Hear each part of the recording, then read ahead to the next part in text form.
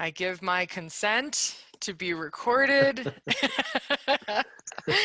And then, oh, and I should shut my Outlook because that's going to be going off a bunch. This is great that I did all of this after the recording started, but for those of you that are not new to these town halls, this is the way we roll, fast and loose. I am Angela Gunder. I'm one of the co-chairs of OLC Live, and I'm working with the illustrious Clark Shaw Nelson, who we've just been having a blast with all of these town halls. Truly, truly, each one just surpasses my expectations for what they will be. I shouldn't say everyone is better than the next because they've been unique and amazing, and this one today will be no exception. We were invited by our illustrious program co-chairs for this conference, Megan Kohler and Doug Geyer, to think about the town halls that had previously happened for OLC Accelerate. And they were a face-to-face experience that when people would engage with them were fantastic, enriching, and really showed the depth and the breadth of the conference program. But the issue that we all face at many conferences, and this is no exception, is that there's so much programming at OLC Accelerate, and it's all competing and it's all great. And because we have to sort of section ourselves into different sessions, themes that bubble up and occur during the different sessions sometimes get missed. So the town hall was meant to capture that. And what we thought is that we would flip things a little bit. We'd flip the script this year, and we try to do this town hall as a flipped convening of both the track chairs who really saw through and shepherded the spirit of those themes within their tracks, and also the best in track winners. So these folks were the ones that were putting together the ideas that the peer reviewers that went through the different session descriptions thought were amazing, compelling, and just had to be in front of us. So we're super excited to bring all of these folks together today. Just a couple of housekeeping notes before I turn it over to Megan and Doug to share a little bit about the program from that 30,000 foot perspective and view. Just that we have a ton of reflective questions that we want to engage this group in digging into.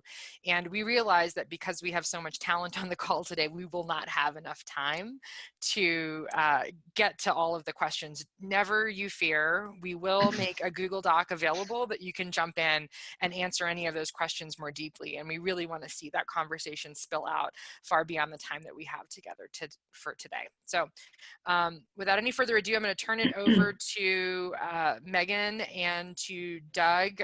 My biggest challenge is brevity at all times, so I'm going to try to keep things moving today. And if you need anything, if you need to give a shout out, whatever, feel free to use the mic at any time. But other than that, Megan and Doug, it's over to you.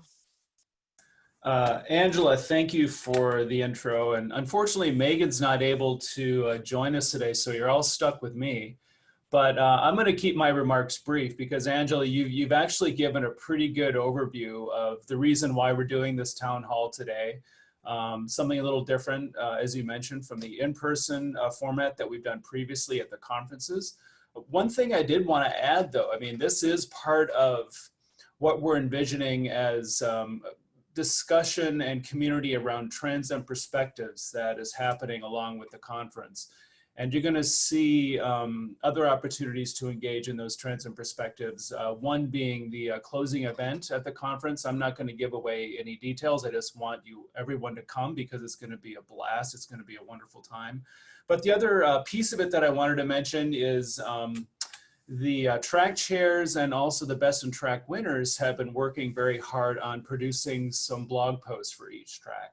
And those are all also posted on the conference website. And so I encourage everyone to take a look at those too. And I think in a lot of ways, it's going to complement the conversation that we're having today. And then in addition to that, I just wanted to say thank you to, of course, Clark and Angela, who are hosting this event today. You guys have been great partners in working with us and helping to produce this conference. And really, really happy to see you all very, very soon, and everyone here very, very soon.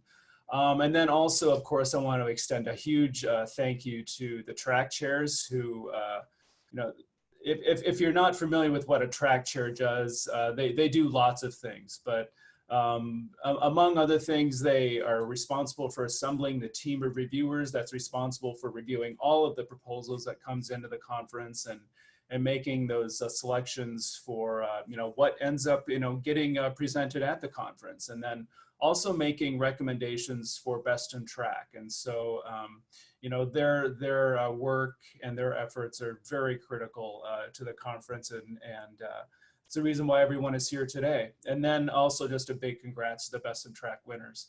Very excited to hear and to see all of you at the conference and to come to as many presentations as I can. So anyway, with that, I think I'm going to pass it on to, and we'll get started with the first round, with the first track here.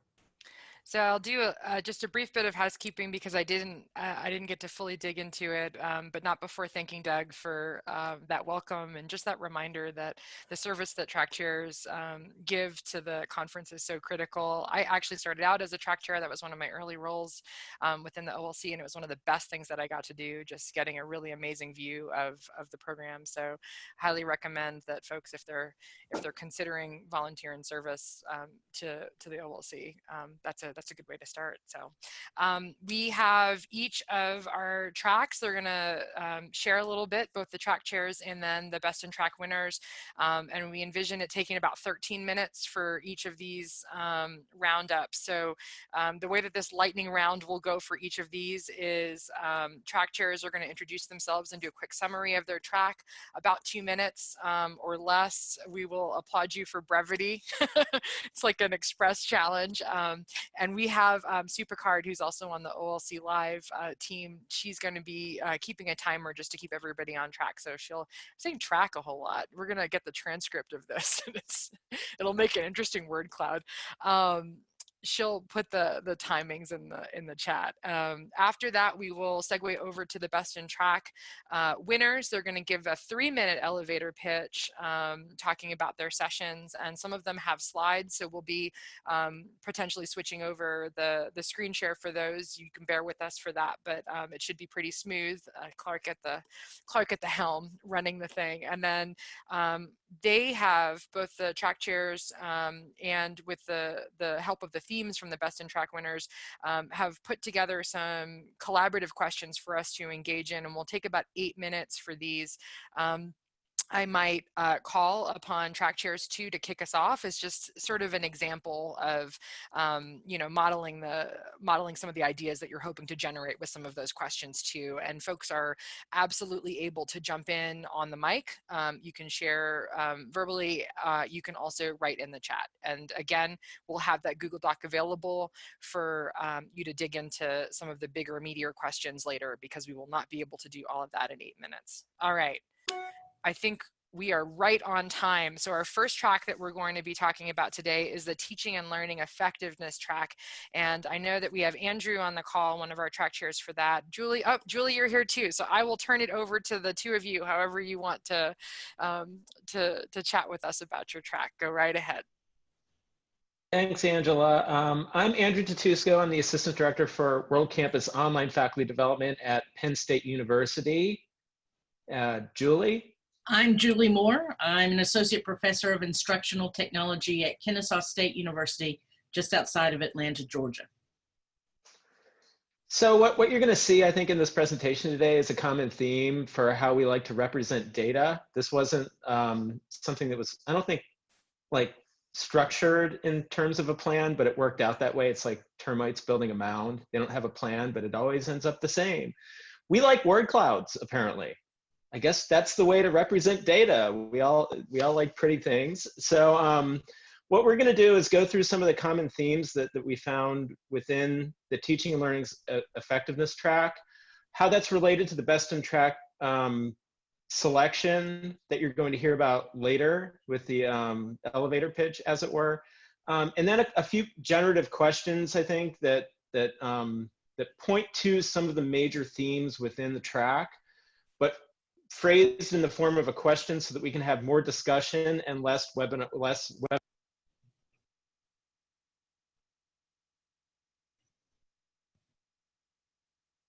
of the, off of the slide. What's next? The next slide. Okay, was that the next one? Okay. Wait. This was the next one, but I can go to the Okay, okay. All right.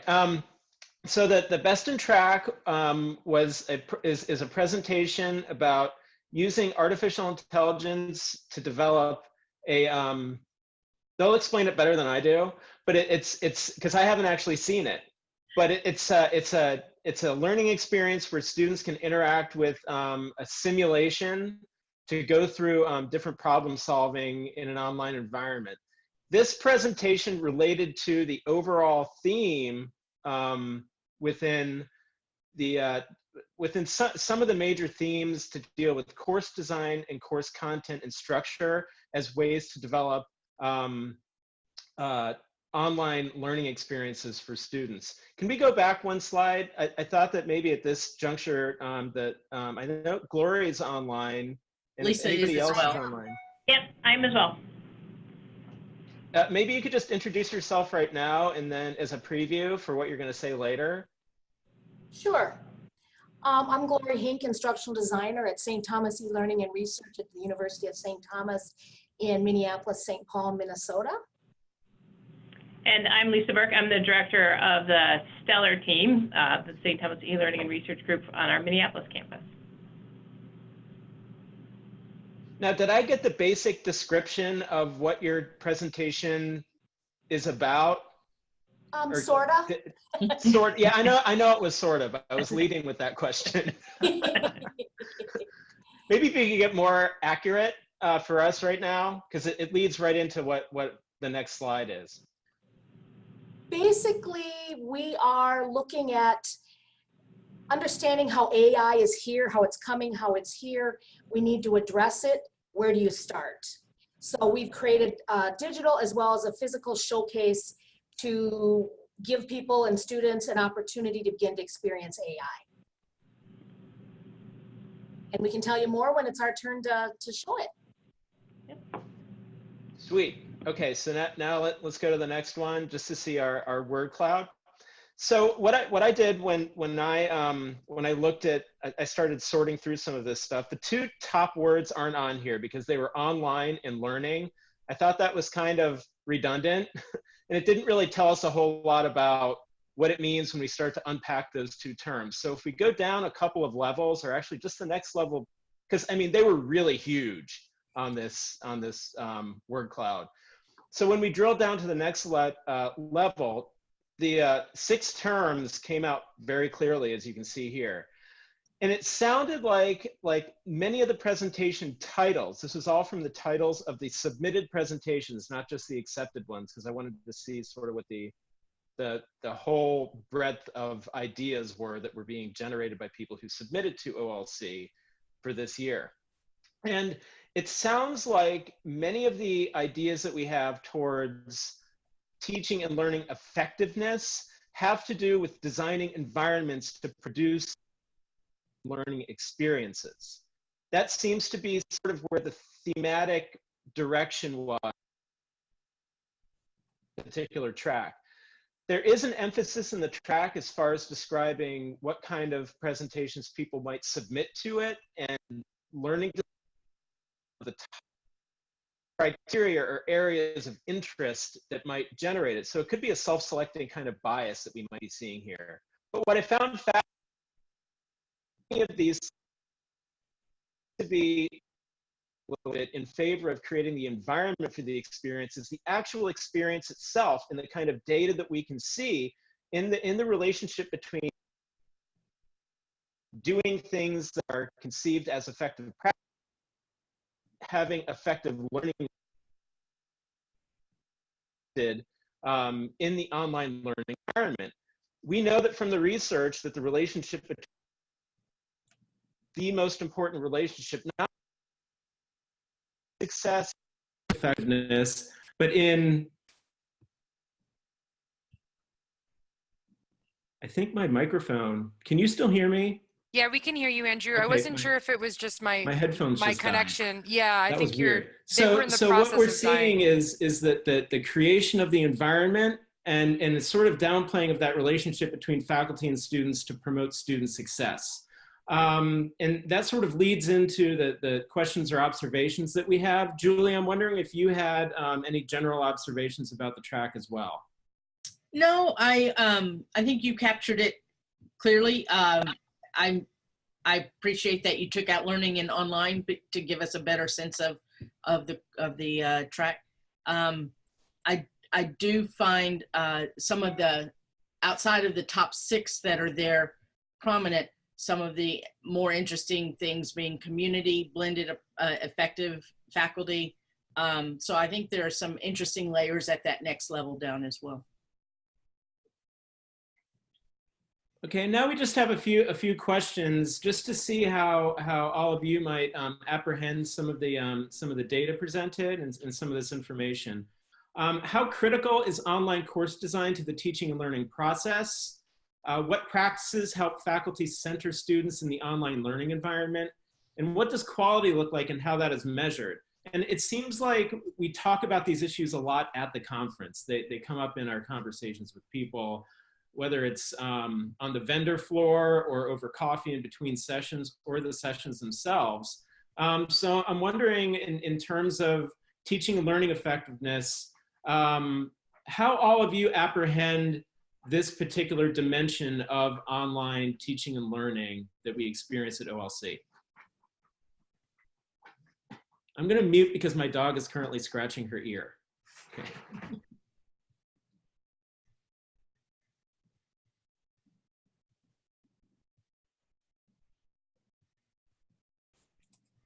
Andrew, can you repeat that question one more time for the group?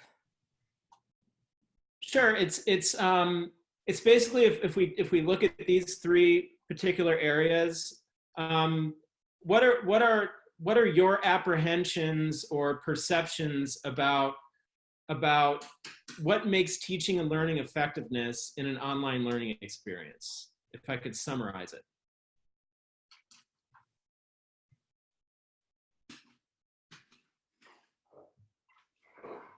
Well, I can speak up.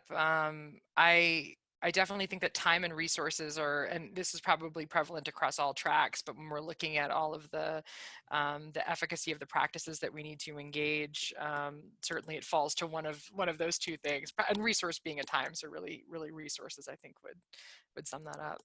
And I'll let, we can probably have one more person chime in, and then we have to make sure that, oh, and we had Florence in the chat. You guys can also type in the chat as well. But if one more person wants to chime in, we have a little time, and then we have to move on.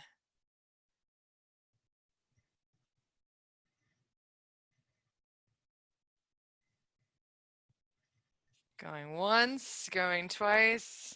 All right. I think we can go to the next slide, and we'll continue to dig into that idea.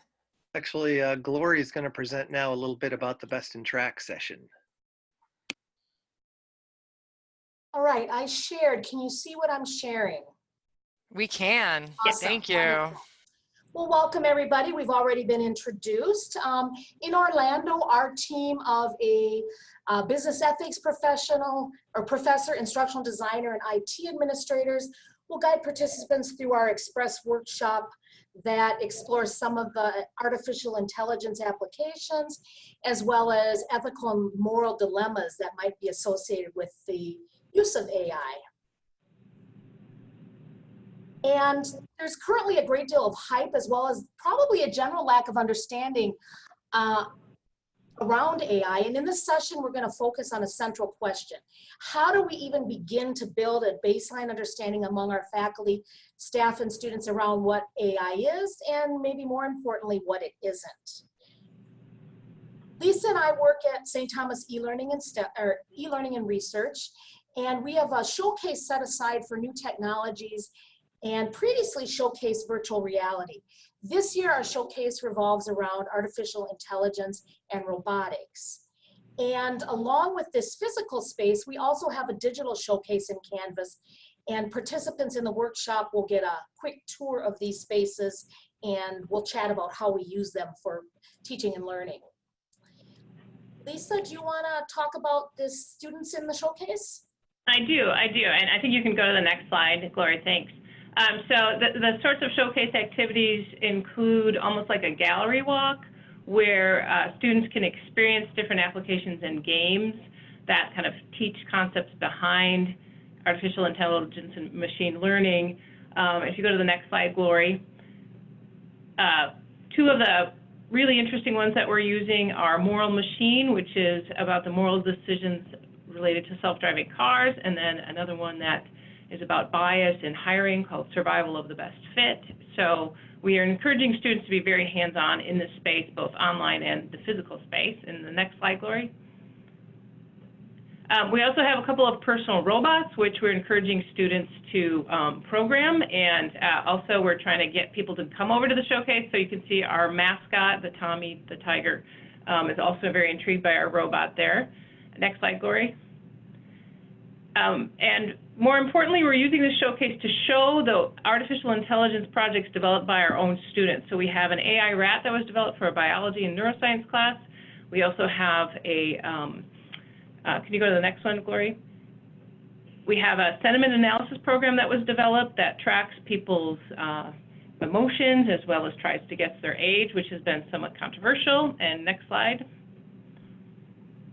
And then this is our Explore, Pair, Share activity.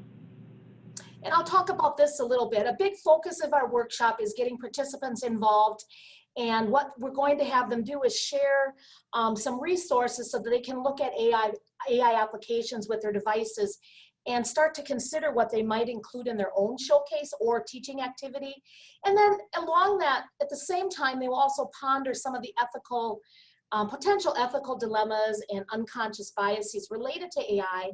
And then we'll come together and report their findings back to the full group. And this slide just gives you an example of some of the applications that are in our showcase, that are in our Canvas site, and that student, or excuse me, not students, but participants will be able to explore in this workshop. So that is a 3-minute little synopsis of our talk. Y'all just rocked it. That was great. And for the entire track, we are right at time. So I'm super excited that we all of our interests are peaked in that express sort of lightning round. So thank you for that. We're going to segue from AI and the future into even more futuristic talk. So we have our tools and technologies track, and I think we have both Amy and Ed on the call. I think I saw both of you drop your Twitter handles in, so I'll turn it over to each of you to share a little bit about your track. Hello, how are you? So my name is Amy Gamero. I am Dean of Innovative Delivery Methods at Malloy College. If you're not familiar with Malloy College, we're a private, not-for-profit college in New York, out on Long Island. And we have 7 fully online programs, and we have 11 blended learning programs. Basically, I get the question, what does Dean of Innovative Delivery Methods means? And it basically means I oversee the Office of Blended and Online Learning. So I oversee instructional design and student support for our blended and online learners at the college. Ed, do you want to introduce yourself? Sure. So I'm Ed Queen, a senior instructional designer at Johns Hopkins University, and I work for the engineering school, and in particular for a part-time master's degree program where we have upwards of 25 online programs that are for master's degrees for working engineers. Okay, so the way I think my slides might be a little out of order, but if you could put up the word cloud.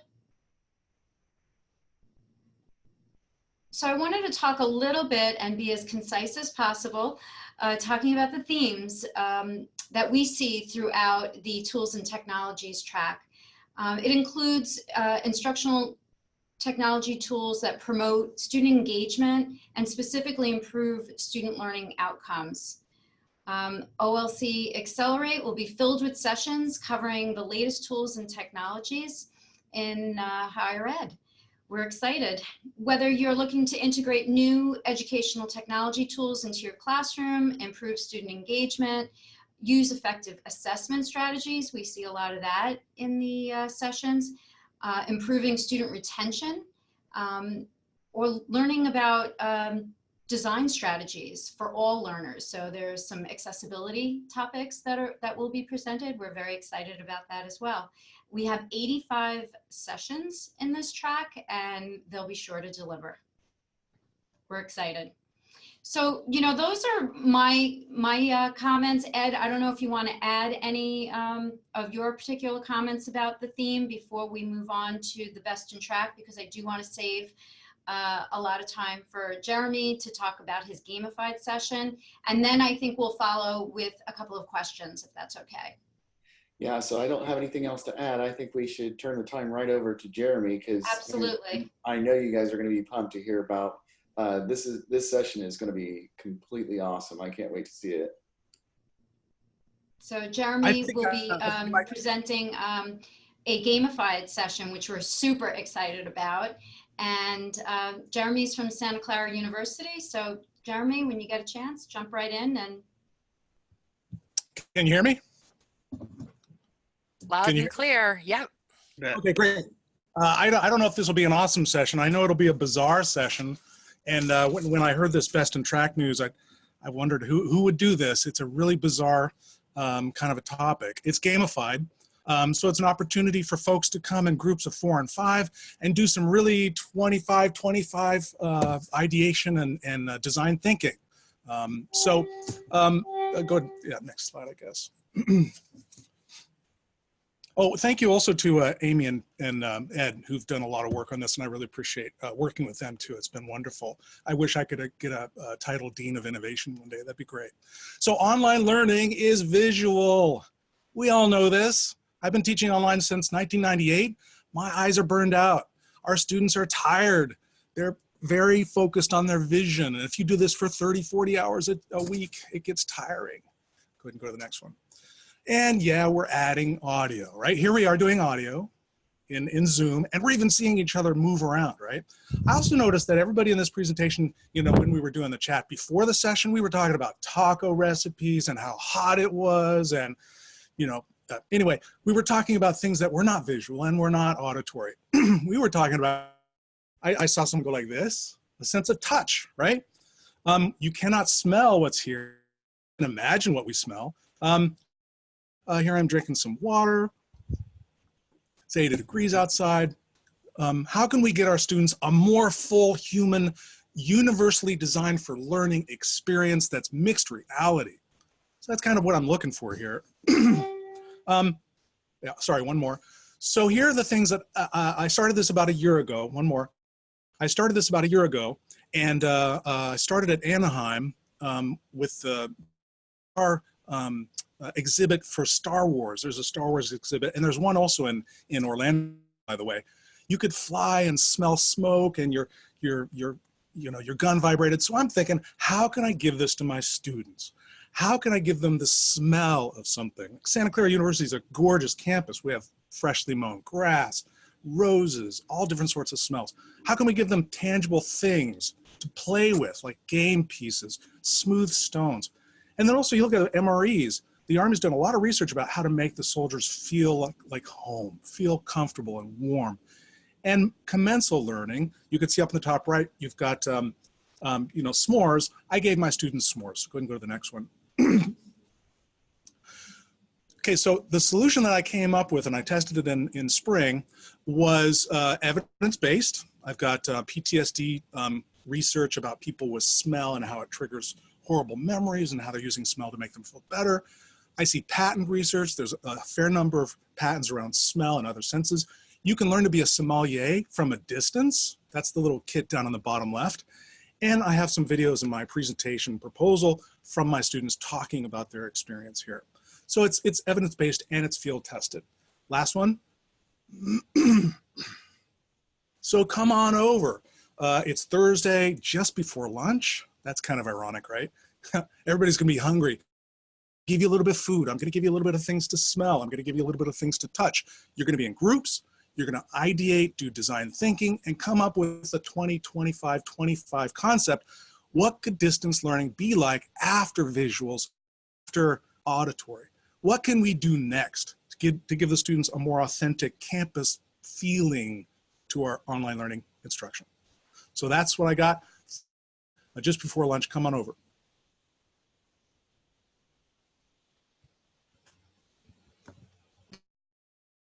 Thanks, Jeremy. I'm looking forward to it. So we have a couple of questions, and please feel free to chime in or add to the chat room. Our first question Ed and I came up with is, how is your institution improving student engagement through technology? We really saw this as a recurring theme throughout the proposals that we looked at for this track. So please chime in, let us know what you think. While folks are thinking, I just wanted to echo some of the sentiments that are already in the chat about the excitement over Jeremy's presentation. The fact that you're engaging us in multimodal and multisensory learning is just so timely and really important. And I would turn that over to this group too in answering this question of how is your institution improving student engagement through technology? How are you using different modes and different senses with digital tools, digital approaches, and methods?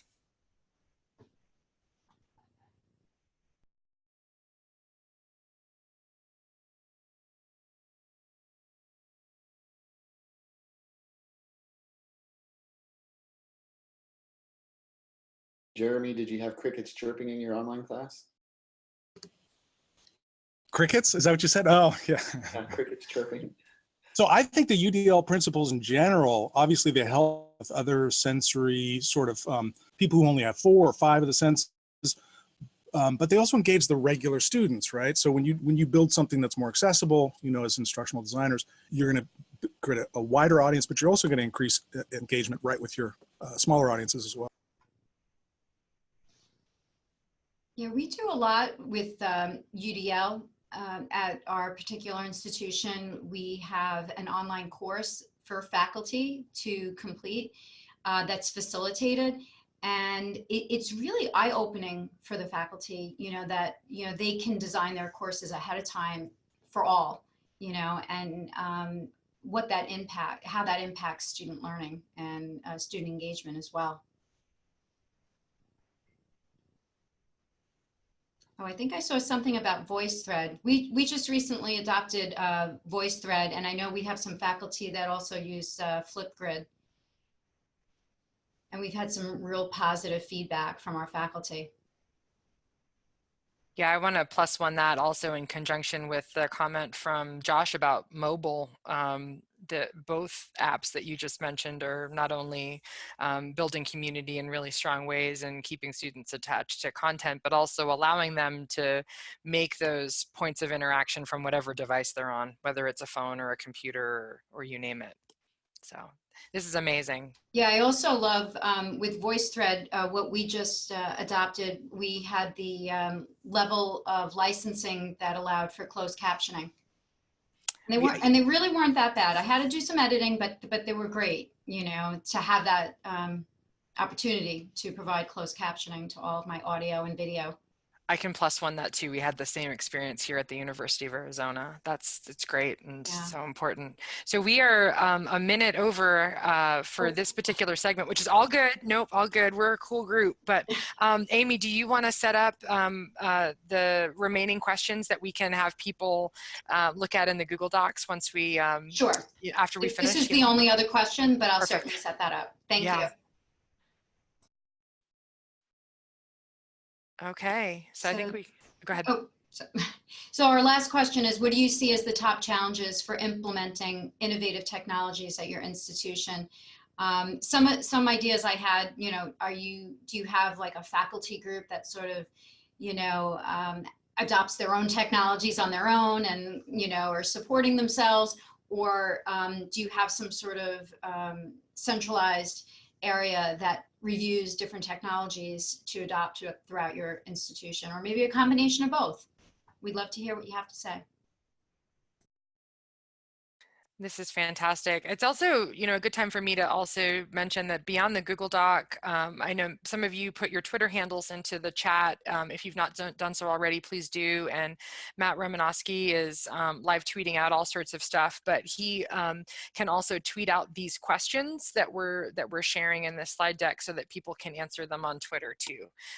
Love to have ongoing and thriving discussions in various places. So without any further ado, I'm going to turn it over to the Leadership and Institutional Strategies track. So Josh, this is a good transition over to you, as well as Henrietta, who's also on the call. So love to have you guys tell us a little bit about your track. Sure. I'll introduce myself, and then Henrietta is going to go over some stats in our word cloud, and then we've got a video for the best in track winners from Seattle Pacific. They weren't able to be here, but they created a really cool video that hopefully will work. And then I'll talk a little bit after Henrietta about some of the trends that we saw in the blog post that we wrote about that. So I'm Josh Heron. Title is Dean of Online and Continuous Learning at Anderson University in South Carolina, upstate South Carolina. I always joke when I give that title that it's whatever that means, right? And so that's kind of my world. It's totally different day in, day out, which is wonderful. We feel much like a startup here because we're a traditional residential campus, but growing our online and continuous learning division. So a lot of fun. I also coordinate our Master's of Science in Instructional Design and Learning Technology, which is a fully online program, and that's been incredible. We just started that this past spring, and so that's kept me on my toes as well. And I've appreciated being part of the track co-chairing experience and all the hard work that goes into making a fantastic conference. So I'll turn it over to Henrietta. Thanks, Josh.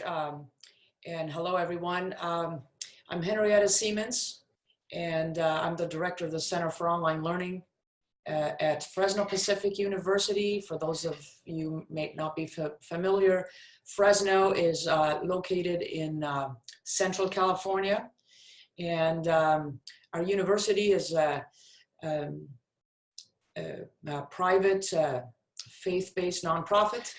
A university. We have about 14 online programs, and also a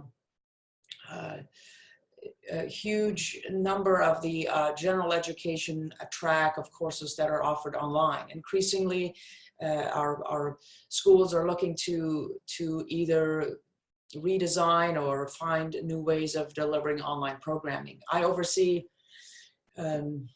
the instructional design of online programs, as well as faculty development for online teaching and these center activities. It's been a real privilege for me personally to be part of the track co-chair experience, and I've been really impressed with and amazed at all the work that goes on behind the scenes in organizing and preparing for a great conference. You can move on to the next slide.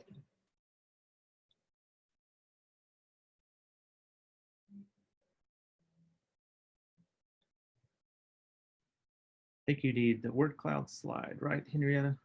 Oh, there we go. Yeah, I guess the slides are reversed there. So we had a just a host of fantastic proposals submitted to this track, and I just wanted to highlight a couple of the themes that emerged in this track.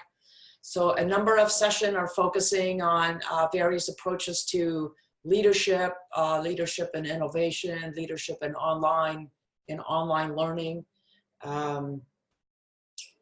Another theme I think that you'll see among the presentations are this idea ensuring quality in online learning in times of limited resources.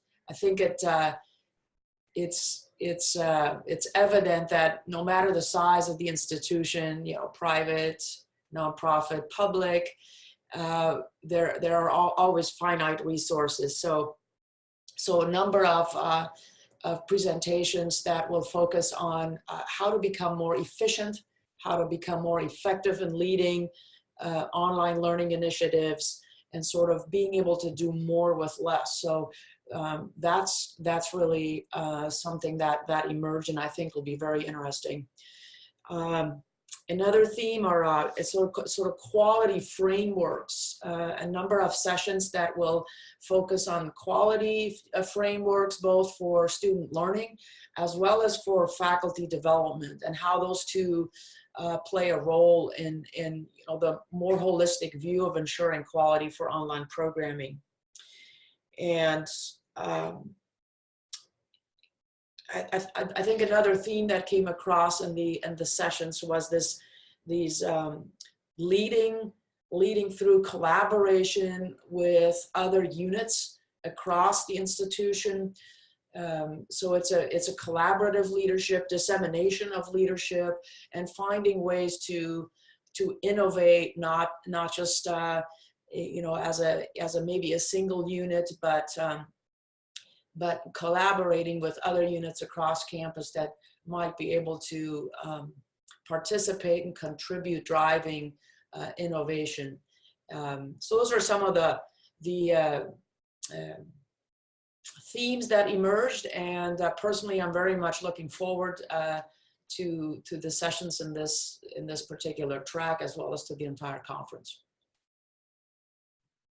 Related to that, one of the themes that Henrietta and I found was this idea of innovating before it was cool. So that's the title of the blog we wrote about this particular track. Some online learning colleagues and digital learning colleagues and I talk often about how we really dislike the word innovation. But it actually is okay in online learning to use it, at least in talking about what we're doing or have done, because it's got the track record for it. But what we were seeing with all those areas that Henrietta was talking about in terms of session titles and session topics was that it's moving from the outside to more institutional focused. And especially with the Best in Track session being titled Breaking Out to Develop Creative, Sustainable Online Programs. There's this idea of online learning leaders have been always open to trying out new things, testing out new ways of doing things, such as taking your face-to-face course and trying to move it to serve students in the online medium, right? So that was a big thing back in the 90s when that started happening, and took people who are willing to get out of their comfort zone. It still takes those of us who need to get out of our comfort zones to try to do that. It's more mainstream than ever, but it is still innovative in the sense of it is doing something new, but now we're doing it more strategically. How do we sustain that? How do we, I don't want to say institutionalize that, but how do we look at that from an institutional perspective as an imperative? And so the best practice or best in track session, if we can go to that slide with the link to the video. This is from Seattle Pacific University for faculty members / some administrators, part of that group, I think, who are leading a gamified session. And if the video works, I'll just let them talk about it through that. Greetings from Seattle. We're looking forward to our trip to sunny Florida and being a part of this OLC conference. Our session is called Breaking Out to Develop Creative, Sustainable Online Programs, and we hope you'll join us. Here are our objectives. In this session, participants will collaborate by sharing best practices for online and blended learning, compete on teams to solve breakout EDU puzzles, and win by receiving a compiled list of shared ideas. A little background about SPU. Our mission states that we're committed to engaging the culture and changing the world by graduating people of competence and character and becoming people of wisdom and modeling grace-filled community. We were founded in 1891.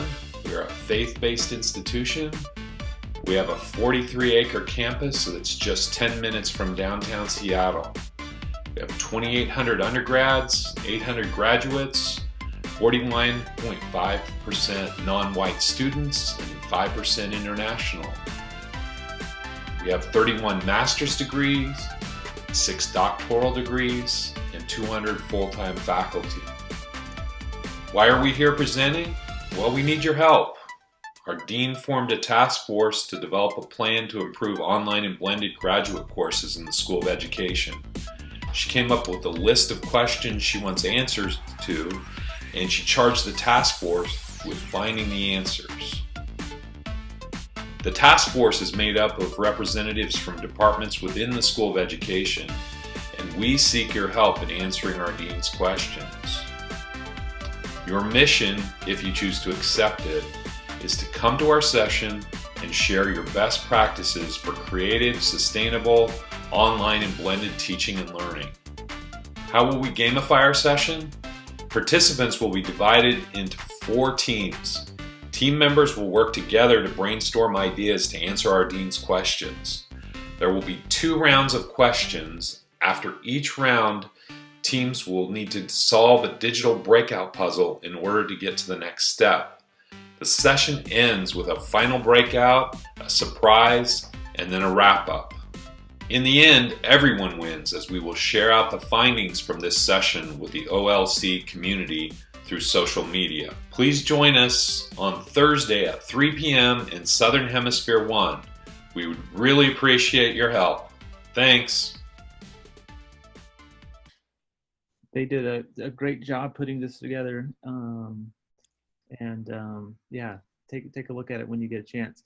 So we'll jump to our questions, which involve this idea of where is the hub for innovation on your campus, and is it online learning anymore? Has that been moved? Has it been taken over by other areas on campus and has a totally different spin to it? We'd just be interested in hearing that for your campus. Where would you identify the place, and what are the barriers to innovation? Funding, resources, personnel, and then who, related to the first one, who are the champions of innovation at your institution? Who buys into what you're wanting to do in terms of projects along that? And so for someone who really doesn't like the word innovation, that's a lot of innovation on the screen. So I love that. I'm going to selfishly jump in on that first question because we just had a really timely set of work groups, focus groups within 3 of our groups that handle quote unquote innovation. And I use those air quotes strongly in this sense, but it's a shared leadership model that I think we don't often refer to at different places. Of different folks have different pieces that they support, but we don't necessarily systematize it or give them credit for those areas. So one thing that we're doing is we're trying to build more communication, particularly like portals and websites for faculty, particularly that are new to the university, to know that all of these groups are working in concert with each other to engage in innovative practices. And these are the initiatives that support them.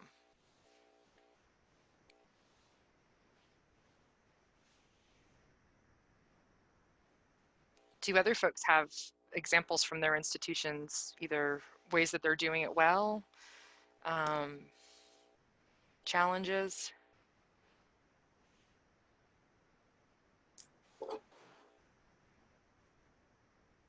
I like the responses in the chat about their e-learning or instructional design spaces being centers for innovation. And I was making the note there that we're intentional about that in our office. So we do online learning out of our office, but we're intentional about keeping the innovation piece separate.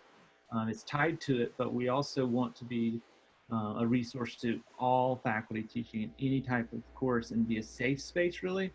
I think that's important for us in terms of keeping innovation alive on our campus, is that it's not a checkbox compliance office, but it is a safe space to try things out, and you never know where you're going to go. We've had some faculty start and want to do something like put their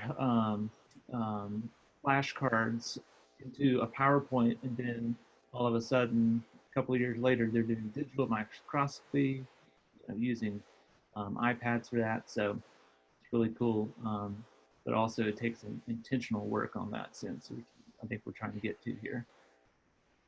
I love ending with intentionality. I think that that's the most important thing, especially starting from a place of what's your definition of innovation even. And, that has to be a shared definition across all of the stakeholders and partners. This was awesome.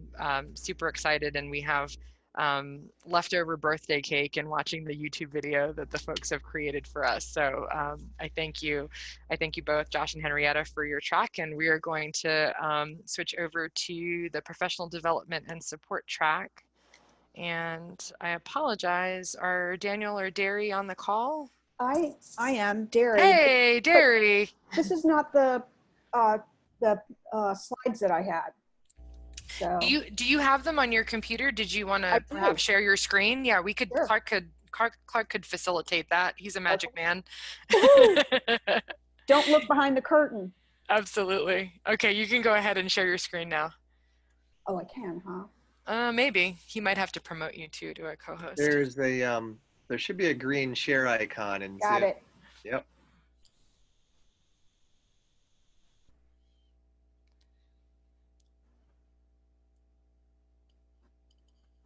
There we go. Perfection. You can see it? Okay, awesome. Dan and I have been the track chairs for the professional development and support track. And we had a really, just reading the different proposals and papers and studies and things that are going on was very interesting. It helped me in my practice is what I'm doing as well. So it's nice to see the emerging trends that are happening out in the world with professional development. So I'll introduce myself. I'm Dr. Derry Draper Amison. I've recently moved, I've been at Old Dominion for quite a while, but I've moved over into the Virginia Modeling, Analysis, and Simulation Center as a researcher and professor, and focusing a lot of my time and effort on simulation training. And I am not in Virginia. I'm actually down in Florida and working with UCF in the simulation training arena with a lot of the military. So that's kind of what I'm doing as an instructional designer, curriculum developer, and distance learning online developer. So this was really up my alley because I do a lot of professional development for faculty and I guess we'll go to the next slide here. Whoops. I don't know why that's happening. Okay, there we go. So I want to talk about our best in track first, and then and have Lynn weigh in. I see that she's on the call, but then I also want to talk about some of the trends, and I have a concept map of all of the presentations that will be presented at the conference, but also the relationship and how they kind of intertwine together. But before I do that, there were 3 trends that we had in our proposals. One is that institutions have to do more with less money or less resources. Technology is a driver for flexible and credible professional development. And then a focus on engagement for both students and faculty. And that's where this leads into Lynn's presentation on faculty engagement in 3 facilitation models for online professional development workshops. So I want to talk a little bit about that, and then I want her to weigh in. So one of the things that's really important is engagement. And we're always trying to get more engagement, not only with our students, but also with our faculty in the professional development realm. The main goal for Lynn's presentation is to really show how you can use simple learner analytics like page views and discussion forum mapping and assessment reporting in combination with surveys from online professional development to improve participant experiences engagement. When she started developing these workshops, she started with one, and she created an online course, and it was really tailored to a specific learning gap. And what she did was, which I thought was very interesting, is that she used design thinking. And I know Jeremy talked about design thinking, and I actually teach a course in design thinking. But she used this approach to really get down to the nitty gritty of what the faculty really need. And you know, if you know the model or the design thinking process, you know, that empathy piece, you know, you're putting yourself into the faculty's shoes to figure out, you know, there's a lot of things that as faculty that they have to do, and they have very limited amount of time. And to really make sure that, as they say in the training area, if it's nice to know, it's got to go, you know, having just to give them what they need. So this is her approach on developing effective online courses that really focus in on specific gaps in performance for her faculty. So I'm gonna stop talking, and I'm going to let Lynn talk a little bit more about her presentation. Thank you, Derry. So yeah, that was a great sort of overview actually of the context of where, excuse me, of where the presentation is coming from. So thank you for that. And what I really wanted to do with this is really just show how you can use tools that a lot of times are marketed as being really expensive, you know, like, you know, the LMSs sometimes hold learner analytics hostage for a lot of money, like pay us $100,000 and you can have access to these analytics. And I'm going to be talking specifically about like learner analytics out of Canvas, and there are ways of getting access to the database of information that's kind of running behind the scenes. You can obviously always ask like the people that are running your Canvas too, like they should have access to it as well. But there are some tools that you can actually add on that Canvas, the company Canvas itself, markets, like that you can just add onto your browser that helps to pull page views. And so it's really fast. You don't have to like ask somebody for something. You can just download that kind of add-on and then pull that data. And there's just some really fascinating things that you can see about how people use online workshops from very what looks like simple pieces of information. So things like, are participants of your online workshops, so my participants are faculty, but whoever's using your workshops, are they accessing the workshop during the times that they have been suggested to access them? We've got a workshop that runs from a Monday to a Monday. So are they accessing the workshop and doing anything in that over the weekend? And the answer is they're not, surprisingly. I don't like to work on the weekend either. But that piece of information gives us some really important things like, wow, let's not schedule anything that runs over the weekend anymore. It's not necessary.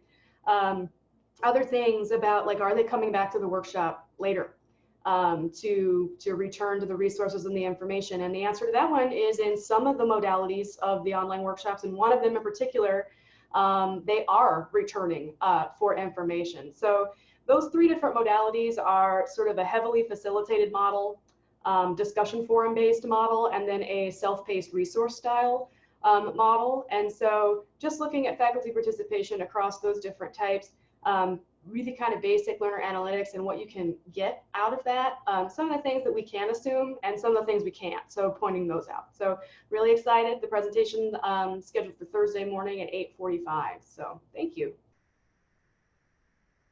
Thank you.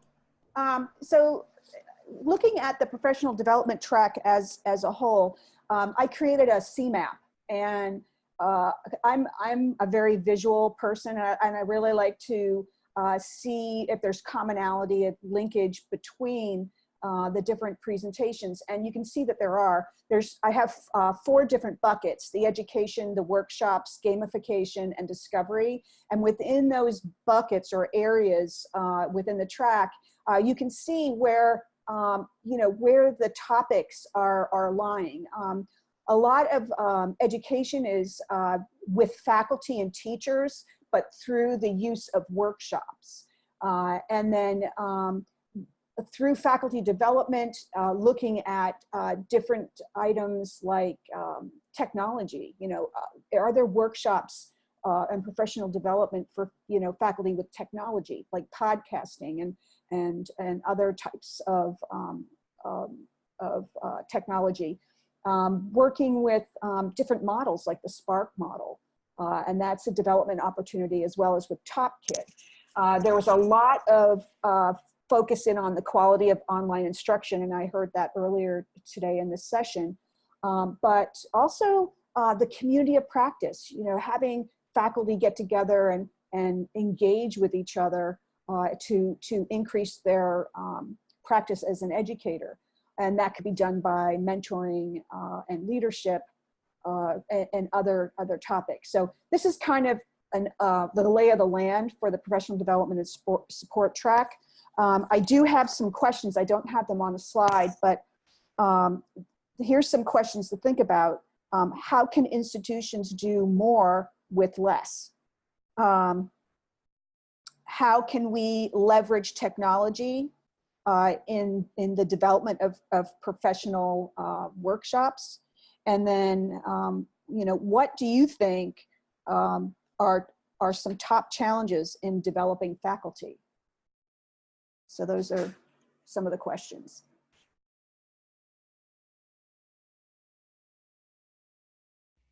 I thank you, Derry, for that, and also Lynn for giving us that great preview of your amazing session. Clark just typed in, how can institutions do more with less? And I've heard that theme said in different ways for many of the tracks that have gone so far. This is really the goal of the town hall, is to bubble up and surface big and pervasive themes. So I'm excited that we were able to do that.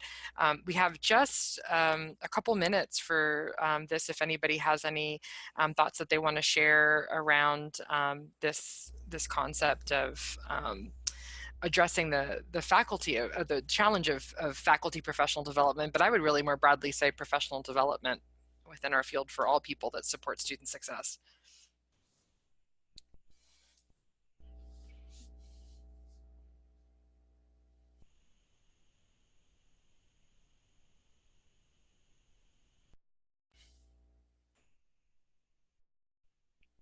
Do the uncomfortable teacher silence. Okay, well, we have a synergistic track to talk about next, and Amy's with us on the call. I don't think Christine Page is on here. I think it's just you, Amy, to talk about the learner services and support track. So I will turn it over to you. Great, thank you so much, Angela. Yeah. So as she mentioned, my name is Amy Kuntz, and I actually am the Immersive Experiences Instructional Designer as part of Penn State's Teaching and Learning with Technology. And this is a relatively new position.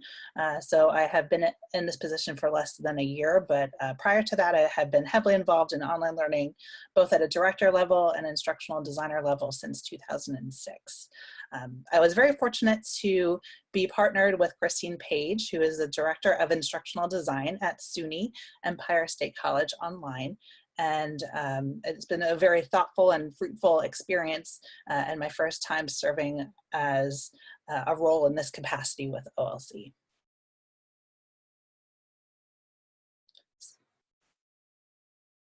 There we go. Following the word cloud theme, you could see that students are really at the front and center of learner services and support for this particular track. What's interesting is that we had a broad spectrum of proposals, and again, the focus is helping students. And they kind of fell into two holistic buckets, one focusing on an overarching plan of how to provide services to students, but then also a more granular aspect of providing specific academic and support services for students, whether it was outside the formal learning environment or embedded within our online courses. And what was really interesting was kind of an uptick of having instructional designers and faculty partner with providers of academic services such as accessibility, student orientations, onboarding, student readiness. And so I thought that was of particular interest to me to see that collaboration compared to previous years. As far as specifics, there were some of those traditional categorizations such as advising, mentoring, you'll see coaching right underneath student, accessibility, student orientations, and student readiness. But there was some other interesting new items. So if we could advance to the next slide, I'd like to talk a little bit more about that. So there were kind of three new ideas that were kind of forthcoming and I think will expand in future years. The first is equity of representation and inclusiveness, which our Best in Track speaker will talk about a little bit different topic of cultural humility. Another topic that was semi-new is disaster preparedness. And now knowing with the flu, I remember the flu epidemic a couple years back. So for our traditional classes, what happens? Trying to be prepared for kind of the unexpected or quickly moving to an online learning environment. And the last is mental health. So with Universal Design for Learning, sometimes it's focusing on what is visible for us. It's focusing on visual impairments and hearing impairments. So seeing that there's aspects of providing support for mental health or even other similar categories in this area, such as autism. So with that, I'm going to pass things over to Dida, who is our Best in Track winner.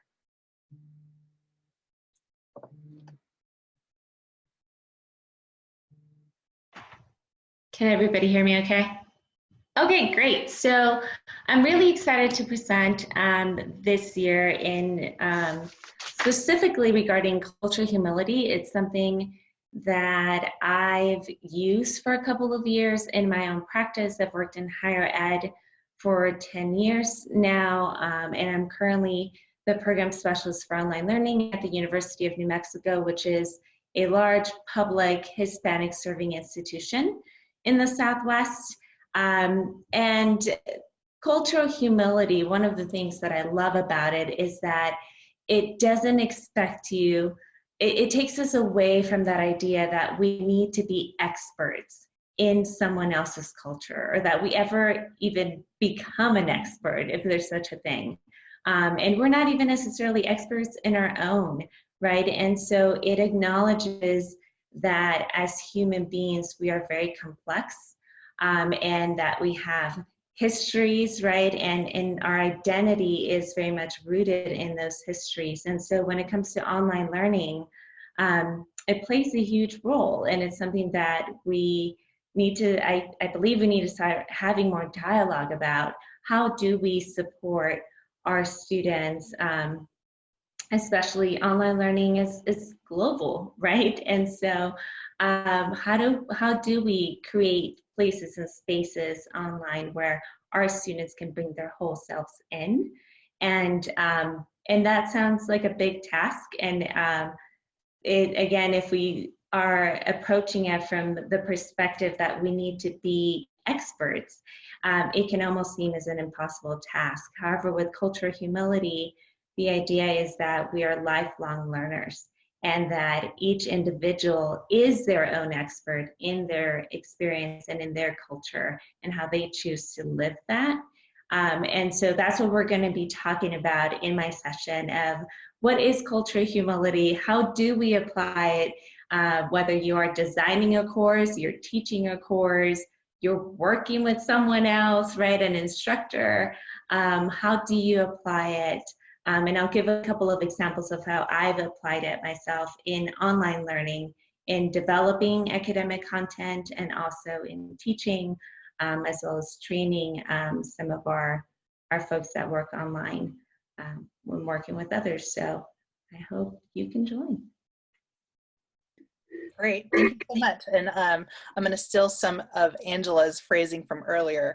I think the session in particular, of all that applied to this track, was certainly amazing and compelling. So it was really eye-opening. So I look forward to your session. Yeah. Great. So I have a focus on one question that I thought we could talk about as a group. I know that some of you are not in learner services, so I have made it a little bit more broad. And so what practices have you found useful in moving a trend or a new area of focus into your core processes? So within this realm, I often think of universal design for learning. Certainly there were compelling arguments to quickly adopt this as part of a core process. But if you're not within this area, think about a technology and how you've integrated it. Or even earlier today, during my lunch break, I attended this session for my adjunct role, and we're focusing on the culture of care and how promoting. We have a lot of lower income students where I'm an adjunct, and they're underutilizing resources such as the food pantry, aspects to get money for textbooks and transportation and childcare. So we're coming up with a game plan on how to embed this more in the syllabi and announcements and promoting it to our students. So I want you to think about a useful trend or key area and how you've moved that to an embedded process throughout. And I look forward to your answers.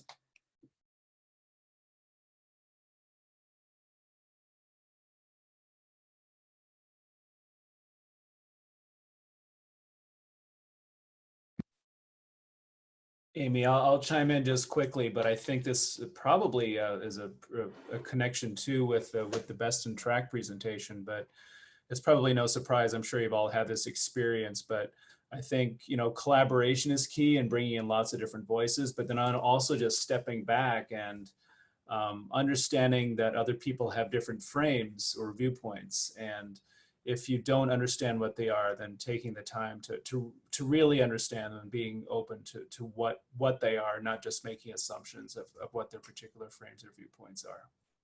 I think that's key no matter what you're working with. Great, thank you so much for sharing. And we have two more in the chat. I don't want to have Angela read herself, so I will say about working to fund and support proactive captioning of all your media content. And I'm sure that was a big hurdle, so it's great that you've been able to do that, as well as mindfulness. So at Penn State, we actually have a group of faculty and staff that focus on mindfulness and then how to embed it within our coursework. And Andrew says cultural humility, and he's very interested in that. So some really great comments. Thank you.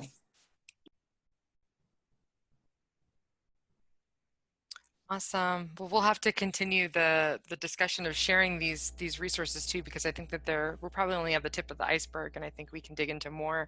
And also, just as Doug said, what is the difficult work that we have to do to build those collaborative structures that allow these things to happen? It's difficult work, but it's probably the most meaningful thing that we can do as practitioners and educators and advocates. So. This is amazing. Great, great, great all around. Well, we have, last but not least, our research track. They're going now. I think we have both Jason and Lynette on the call, which is super exciting. And I will turn it over to the two of you. So I'm Jason Abbott.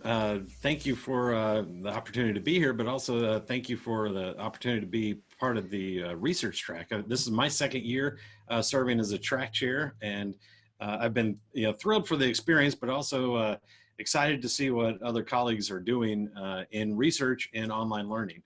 This is one of those times when I usually come to the conference and sort of get re-energized for what's for the next year ahead.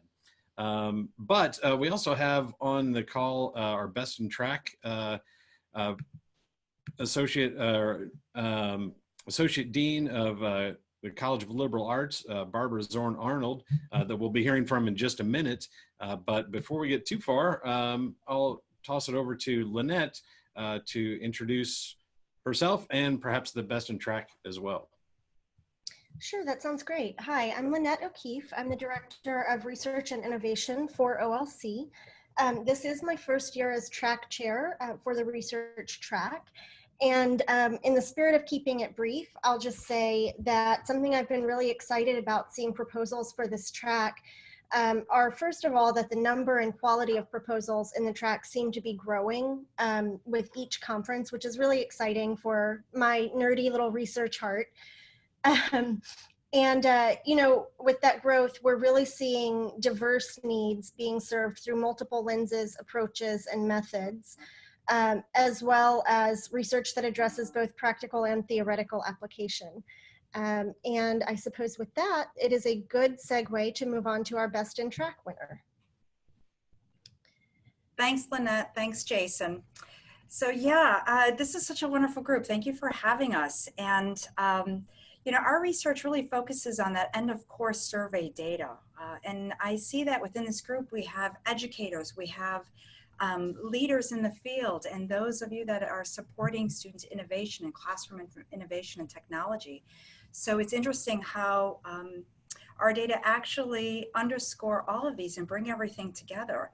So for those of you that are educators and teachers, you've had that experience, you finished your class, you've gotten your course review back from the students, you've either opened up that envelope or opened up that file on your desktop, and you've looked at it, and some of it has made sense, and some of the responses from students have just left you scratching your head. And sometimes they check off things and you're not quite sure what happened in the classroom. Or worse yet, you get the dreaded Zen file, the one that's blank, and you're not sure, was that a mistake or did I have a Zen master in my classroom? So how do we make sense of all of that? You know, and as educators, we know that there's that little kernel of truth in there, but we have to extract it. We have to really pull that out and figure out what is it that our students are finding valuable in the classroom, and what is it that we can do better as educators and as leaders to help them, to support them in the services, to support that innovation and the course materials and our teaching methods. So when we move into that leadership position and we look at that larger scale, you know, all of these end of course surveys together just are, it's chaos. We really don't know what we're looking at. So we need to have a method, a system to really extract that, to pull out those salient factors. And when my dean and I sat down and talked about it, I think we have that system, we have that methodology. So what we did was we took 60,000 data points from classes over the last few years. And we looked at the end of course survey criteria that included things like critical thinking, high expectations, timely feedback in the classroom, engaging course materials. And we compared those with student success measures, things like grades, next course progression, and also pass and fail rates. You know, and one of the big problems that we hear from faculty, right, is the end of course surveys are biased. They're biased. There is a grade bias. The popular faculty get all the high scores. And then we ask ourselves, as both educators and as leaders, are our students qualified to evaluate faculty performance? Or are they going to be swayed by their emotions? And which classroom practices are actually related to student success and related to learning satisfaction? So did we find a grade bias? Yes, absolutely. We found a positive grade bias. And what that means is that our students, when they did well, they actually showed us, they ticked off what was important to them. And what we found is the things that our students value are critical thinking. They value classroom participation. They actually value high expectations by the faculty, and they value so much more. So when we look at this big data set, maybe we're asking the wrong question. Maybe the question isn't, are our students qualified to evaluate faculty performance?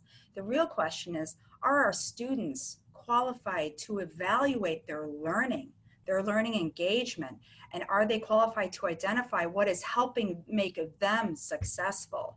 So that's kind of what we're going to be focusing on during our session. And if you have any big data sets, especially big nasty data sets with lots of confounding variables, and if you want to have a chat about that. We will have a little bit of an interactive session during our presentation that's going to help you. So bring your questions. We're happy to wrestle that data with you. So if you have any questions right now, I'm happy to answer them for you.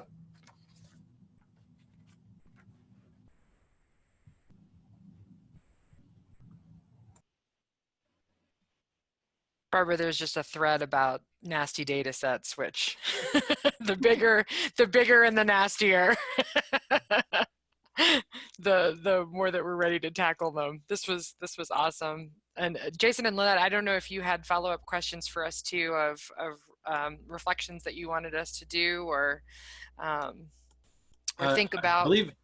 I believe Lynette does have a few things. I'll chime in for a second. First of all, I love the hashtag Big Nasty Data Sets.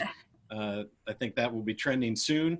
And I would say that so both our Best in Track presentation, as well as the others you're going to see in the research track, I think many of them really had a choice in where they could, which track they could submit their proposal to, whether it was the research track or learner support or professional development. We saw a lot of overlap in terms of the types of presentations. We're more focused on the research products of other professional development efforts, for example, or learning design efforts, teaching and learning effectiveness. We see elements from many other tracks in the research track, and I really hope that in the future we see those who are submitting and presenting this year and in the other tracks take a look at what research products they can bring back to us next year through the research track.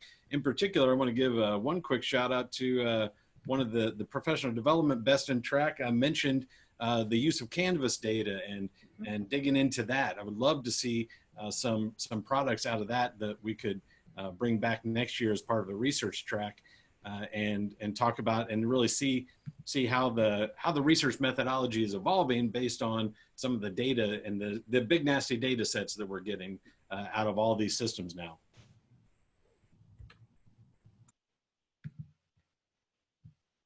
So Lynette, you had prepared a few questions for us to follow up on. Is that correct? Sure. And I will admit that these questions come to mind not just as I think about the research track and proposals this year, but as I think about the current reshaping and expansion of the research center. I think there are probably more questions that are more complex than we can get into here. But at a baseline, particularly given the diversity of proposals coming through, I'm really interested in learning more about what research means to a widely diverse audience, how it's used in various positions and departments, what kind of research is viewed by participants as most valuable, what gaps are there that are not currently being addressed or need to be addressed further, and then finally, emerging trends for research. I think we all know that research can be a little bit behind, but it doesn't have to be as long as we can identify emerging trends and make sure to work on those appropriately. This is fantastic. I'm just so excited for all of the ideas that you've shared with us, Barbara in particular, and the call to action that you've given us, but Jason and Lynette just opening up this conversation about how is research situated and how can we move the needle on the work that we need to do by having more and more stakeholders from different environments, different places come in and contribute to different parts of the research, whether it's contributing data or actually doing some of this meaningful work to figure out if we're asking the right questions. So this was fantastic. Thank you. Thank you. Awesome. Yeah, sure. Well, folks, we made it to the end. Y'all persisted too, which I thought was so incredible. And we'll have this recording made available. But piggybacking on research, we have all of the great information that was in the chat. Matt Romanowski has been live tweeting, and then we have that Google Doc that's out there too. So John Stewart, who is our social media historian, digital historian. I'm doing a bad job right now. John of title unnamed is doing a lot of work to process all of the data and the findings that we're coming up with across all of these town halls and then beyond them, which is so exciting. So just a plug to jump in on that Google Doc later on if you can, and or go on Twitter. Also, if Matt did his best to shout out to all of you that were speaking, if he missed your handle, you can find all of the tweets at the hashtag OLC Live hashtag. So hashtag. So you can go there and see what's been said today and absolutely connect with us on that community because it's a thriving one. Our next town hall, our last town hall, oh goodness, but this one's going to be a doozy. So Thursday, November 14th from 3 to 4 p.m. Eastern. This is particularly good, not only if you're brand new to OLC Accelerate, maybe you're new to the conference at the Swan and Dolphin, or if you're an old hat but you want to learn some new tricks. We have Felice Banner, Ann Musgrove, Tracy Kosker, and Sherry Ristori all joining in, plus all of us on the OLC Live team will be jumping into because many of us have been going to OLC Accelerate for quite some time. And we're going to share all of the insider tips, the hot goss, everything that you need to make the most out of your time at the conference, particularly in that there'll be a lot going on. We'll tell you where to get breakfast and lunch and snacks. We'll tell you where to hang out. We'll tell you how to really maximize your time. We want to share as much as possible so that you can get as much as possible out of the conference. So really looking forward to that one, and that's right around the corner from when we'll see each other in Orlando. If you are not going to be in Orlando, if you're attending virtually, or if you have colleagues that are looking to connect with the conference, there are many ways for them to connect.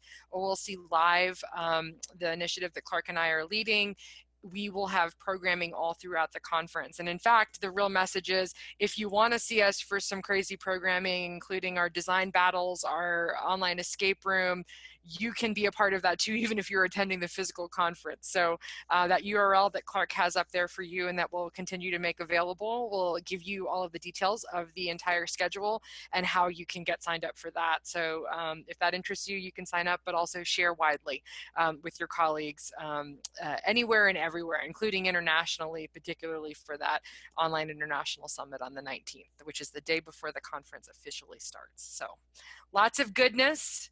I am so thankful to everybody that was on this call today, including everybody's patience with making the technology work with all sorts of different devices and computers and things.